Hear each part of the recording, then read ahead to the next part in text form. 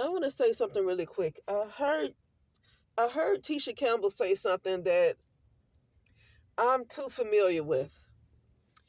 I saw a short where I think it was Angie Martinez who asked her about love. And then Tisha Campbell started looking around like, love, where's the love? Tisha Campbell said that she has loved, but she's not sure if she's actually received it back. I don't believe I ever received love back.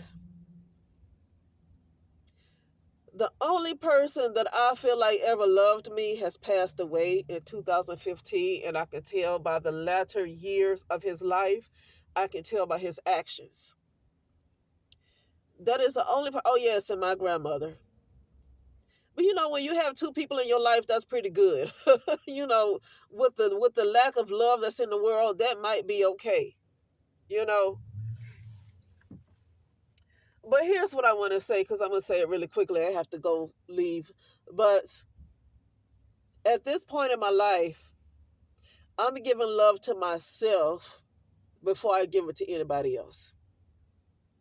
See, we're taught, the reason why I feel like so many people like Tisha Campbell and myself tend to give love to others, but we don't really give it back. See, that's that sacrificial Aunt your mama energy that I am against. But we're taught to be that way. And I'm talking about society in general, but definitely indigenous women. We are taught to be like that because of religion. Religion, for some reason, attaches itself to the indigenous women when it comes to that love stuff. It seems to attach itself. Excuse me if you hear music. Somebody parked next to me. Okay, she's getting out the car. Okay, that love talk and that forgiveness tends to attach itself to indigenous women more than anybody else I've ever seen. There's nothing wrong with loving somebody else. There's nothing wrong with forgiving, but you need to love yourself first and you need to forgive yourself first. The first person you should ever love first is yourself. The first person you should help is yourself. The first person you need to forgive is yourself. Because the problem is that this has been my whole life. Giving love to somebody else, but then it's never reciprocated. Forgiving other people, but there's no forgiveness for myself. Most people in general live in guilt and shame. Most people in general live in guilt and shame. So they talk about forgiving somebody else, but they never forgive themselves because they live in guilt and shame.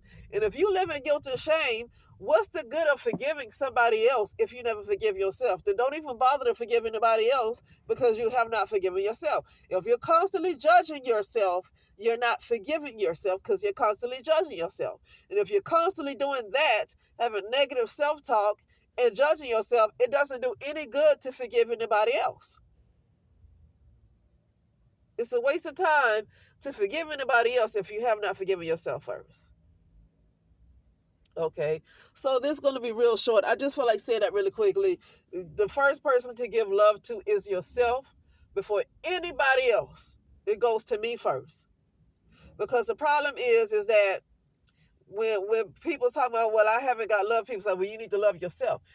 It's hard to do if you're busy giving your love to somebody else who does not reciprocate. It's hard to do. It's not even that you're doing it knowingly. You might not know that you're giving your love to somebody else who don't reciprocate because it could be your own child. It could be your family.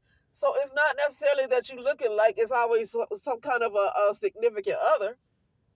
Okay? The best way to love yourself is to love yourself first, give love to yourself first, and pour into yourself first before you pour into other people. See, we're taught to serve others. Service to others, service to others. That's what we're constantly taught. But we're not served. It's always service to others, but then I don't get served. And that's the problem, and that leaves me bitter. So at this point, I don't care what anybody else have to say. Oh, I give them the shirt off my back. Well, when they give me the shirt off their back, who gives me the shirt off their back? See, service to me too. That goes both ways. Okay? I can't have all this good talk about selflessness and all that stuff in a world where people are competitive, in a world where people only think about themselves. I cannot be selfless in a world like that.